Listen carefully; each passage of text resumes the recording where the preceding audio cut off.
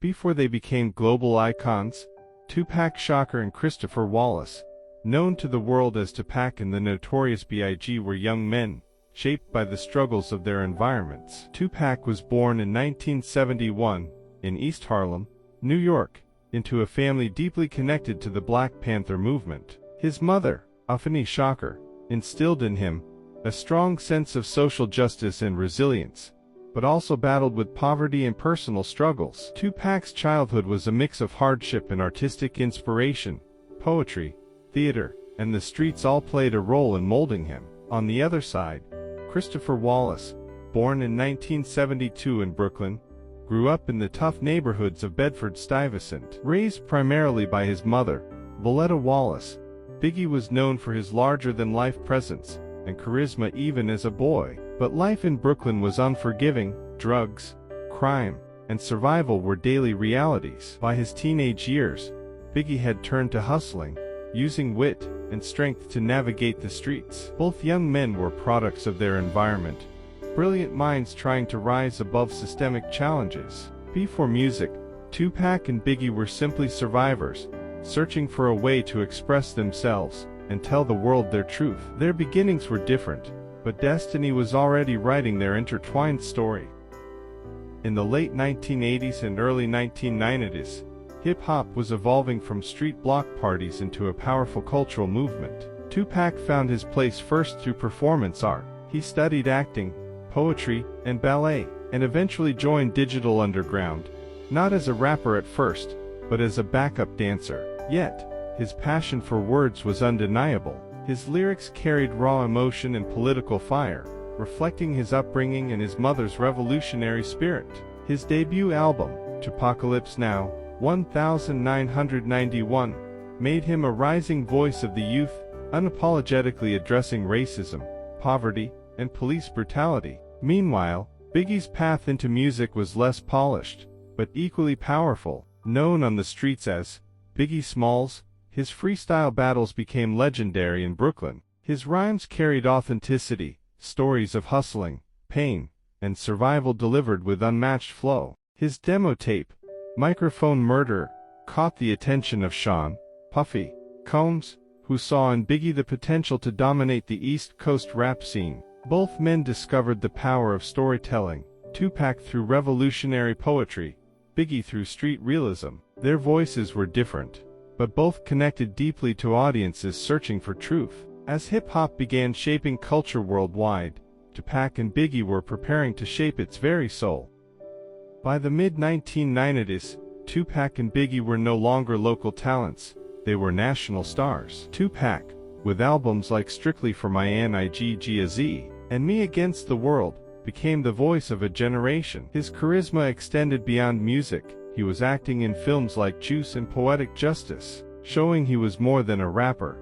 He was a cultural figure. But with fame came trouble. Tupac faced legal issues and a growing reputation for controversy, balancing stardom with chaos. Biggie, on the other hand, skyrocketed with his debut album Ready to Die, 1994. His storytelling and flow made him a legend almost overnight. Songs like Juicy and Big Papa celebrated his transformation from hustler to superstar. Under Puffy's Bad Boy Records, Biggie became the face of East Coast hip-hop, reviving its dominance during a time when West Coast rap was leading the charts. For fans, it felt like hip-hop had found its kings. Tupac ruled with raw passion and West Coast fire, while Biggie reigned with East Coast swagger and lyrical genius. The world couldn't get enough of them, but behind the glory, shadows of rivalry were beginning to form. What started as admiration slowly turned into one of the most infamous rivalries in music history. Tupac and Biggie respected each other at first. Tupac even invited Biggie on stage in New York before either was a superstar. But fame, pride, and betrayal changed everything. In 1994, Tupac was shot 5 times in the lobby of a New York recording studio. While recovering, he suspected people close to him knew more than they admitted. Rumors spread that Biggie and Puffy might have had prior knowledge, though they denied involvement. Trust was broken. Tupac retaliated not just in the streets, but in the studio. Songs like Hit 'Em Up called out Biggie directly, fueling a war of words that shocked the industry. Biggie responded more subtly, using tracks like Who Shot Ya, though he insisted it wasn't aimed at Tupac. The feud wasn't just about two men, it became the center of the East Coast versus West Coast divide. Magazines, radio shows, and fans all fed into the fire. What was once about music became about pride, power, and reputation. And the more the world watched, the more dangerous it became. The hip-hop industry of the 1990s was more than music.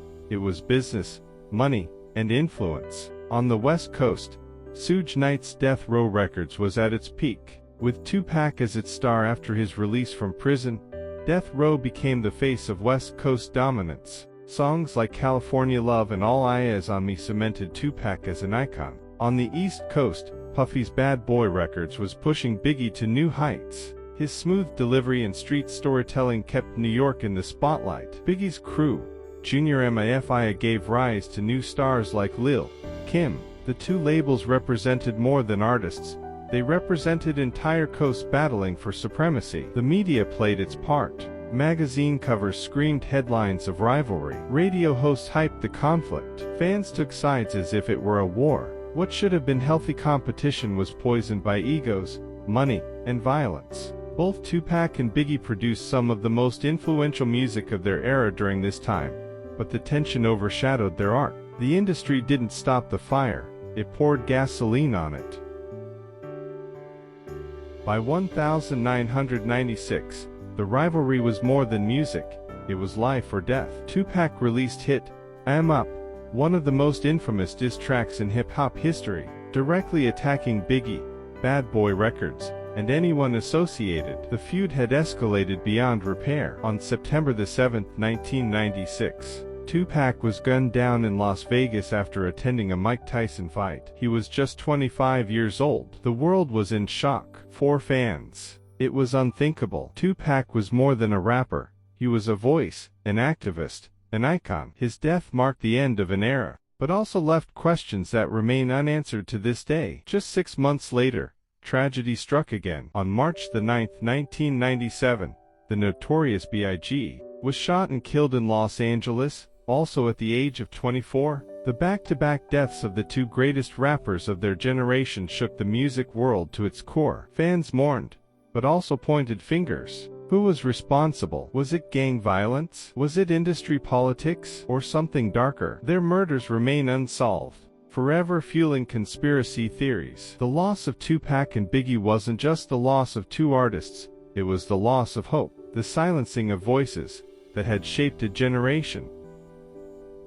Decades later, the legacies of Tupac and Biggie remain untouchable. Their rivalry ended in tragedy, but their music continues to inspire generations. Tupac's catalog, songs like Changes, Dear Mama, and California Love, still echo the struggles and hopes of the people. His poetry, acting, and activism remind the world of his vision for justice and equality. Biggie's flow and storytelling remain a blueprint for rappers today. With classics like Juicy, Big Papa, and Hypnotize, his voice continues to define East Coast hip-hop.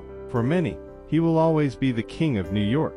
Their deaths expose the dangers of unchecked rivalry, the flaws of the music industry, and the consequences of turning art into warfare. Yet, in a way, they achieved immortality. Tupac and Biggie are remembered not just as rappers, but as cultural giants, two young men who transformed pain into poetry, struggle into art. From murals in Los Angeles to Brooklyn, from classrooms to stages, their names live on. New generations who never saw them alive still wear their faces on shirts and quote their lyrics. The story of Tupac and Biggie is not just a story of hip-hop, it's a story of ambition, loyalty, betrayal, and the price of greatness. They are gone, but their voices will echo forever.